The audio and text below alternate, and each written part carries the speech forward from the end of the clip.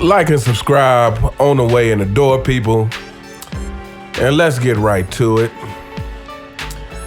Fanboys, you can make your exit now. Because today, I'm going to give LeBron James his just due. He indeed is a king. He's the king of narratives. Shout out to Dreamers Pro Show. I was watching yesterday, I believe, and he had a video basically talking about, I guess Stephen A. was on a podcast, maybe the Paul George podcast, and Stephen A. was talking about how Rich Paul told him that it is an insult to have LeBron James at number 2. That it's an insult to have him as the second greatest player to ever play the game. That's somehow an insult. Even though, again, I don't have him in the top 5. LeBron James is him and his team on his payroll are so great at spinning narratives for this guy that they have convinced a large section of people that this guy is really number 2, and they're so good at spinning narratives. So I got a question for you guys. I think it was 2013. Somebody correct me if I'm wrong, but I think it was a 2013 interview where LeBron James himself said that Kobe Bryant was the best player in the league. I believe it was coming off of the Olympics or somewhere in that time frame. But in an interview, LeBron James himself said Kobe was the best player in the league. And I think if we're all being honest, we know that is the truth. So, besides stacking his teams to win championships, what has LeBron done since 2013 that he should be moved ahead of Kobe Bryant? If LeBron himself said that Kobe was the best player in the league at that time. Now, mind you, LeBron's game has not improved. The only thing we can say he did for certain is he stacked his teams to get championships.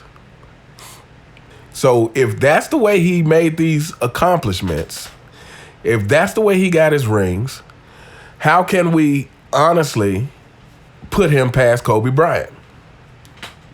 Because his team has done such a good job at spinning these narratives that at some point they just automatically leaped him over Kobe Bryant. Another thing that LeBron has successfully done is he's made a lot of people afraid to say where they really rank him, to say what they really feel about his game. He's made a lot of people afraid to say that. That's why you start hearing terms, which, by the way, I think is some of the most ridiculous stuff I've ever heard. So this is going to be coming from Robert Horry, I believe. And I saw this a few days earlier, and I was debating whether I was going to comment on it or not. But since I'm doing this particular video, I might as well touch on it. So Robert Horry was on a podcast. It might have been All the Smoke. Somebody correct me if I'm wrong. They asked him to rank Kobe, LeBron, and Jordan. And he proceeds to say, well, it's Jordan, then Kobe, then LeBron. And of course, he has to give the apologies speech. It's not like a slap in the face to LeBron. And then he proceeds to say this terminology that I feel like I've only heard come up in the LeBron era. He proceeds to say, Jordan is 1A, Kobe is 1B, and LeBron is 1C. It's the most ridiculous thing. You know what? If that is the epitome of coddling and, using kid gloves, so to speak, on someone's ego. 1A, 1B, and 1C, I guess thus implying that they're all number one. But the fact that you have A, B, and C, that is still first, second, and third. Why not just call it that? Why not just say, I have Jordan first, Kobe second, LeBron third? But you'll notice. I mean, pay attention. I know you all have seen it. I know you all have seen it. When people are talking about LeBron being apprehensive to just say it straight like it is. He's the king of the narratives. He's the king of putting enough pressure on media to make people not want to just say it like it is. 1A, 1B, and 1C. That's the most ridiculous thing I've ever heard. Yeah. So yeah, like I've said, it's so many narratives about LeBron that has been put out there that, if you're just a casual fan, it's hard to dissect them all. I mean, this whole narrative about, okay, so fanboys, I need y'all to pick one. Is he a pass first player or is he a scorer? He can't be both. Because the minute you try to say he's not a pass first player, then the fanboys want to come and all explain to you why he deserves to be labeled a fast pass first player. But the minute you mention how he's nowhere in the same league as Michael Jordan in scoring, then they want to come and tell you about about him having the scoring record, the most points record, about him breaking Kareem's record. Which, by the way, is another thing that I've never heard so much emphasis being placed on. I've never heard so much emphasis being placed on that scoring record. I've never heard it being bought up so much, except for when LeBron James accomplished it. And, while we're at it, let's get into how he accomplished it. I thought the way he accomplished it was bogus. He accomplished it in a game where clearly you could see he was not concerned about winning that game. He clearly was not concerned about winning the game. He clearly was only concerned with breaking that record. Fanboys, what's up with that? What kind of player who is competitive would allow the game to fall by the wayside so that they could break the scoring record? We all know Michael Jordan would never do such a thing. MJ would never do such a thing. He was win first. That's what mattered most. And then, of course, the other narratives that we've all heard time and time again. Whenever he can't win, he doesn't have enough help.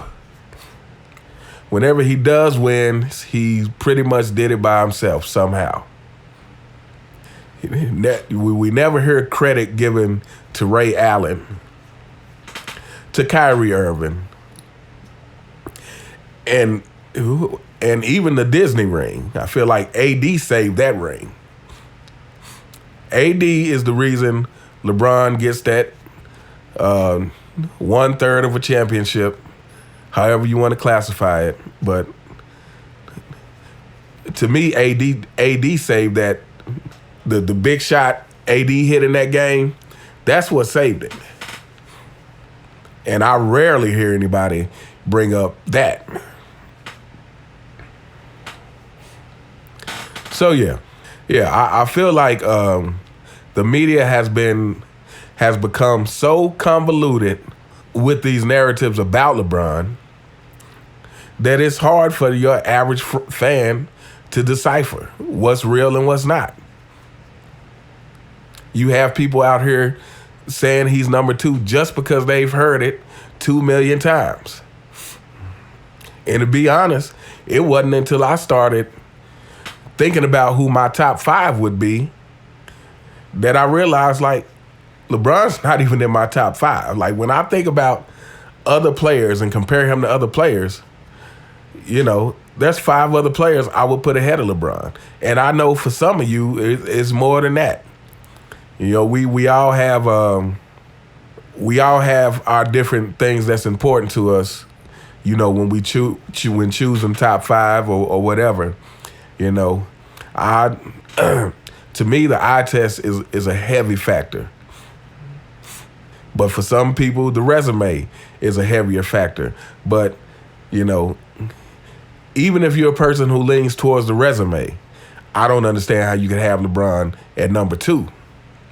And for you people who think LeBron is the GOAT, well then, you know, you probably just don't know basketball. But anyway, that's the end of my rant. I just wanted to kind of find my way of reporting on or talking about some of these stories that I've heard over the past couple of days. Like I said, with Stephen A. and Robert Horry. And yeah, LeBron, he's the king of narratives. Anyway, let me know what you guys think in the comments. You all have a great day, and I'll see you next time. All right.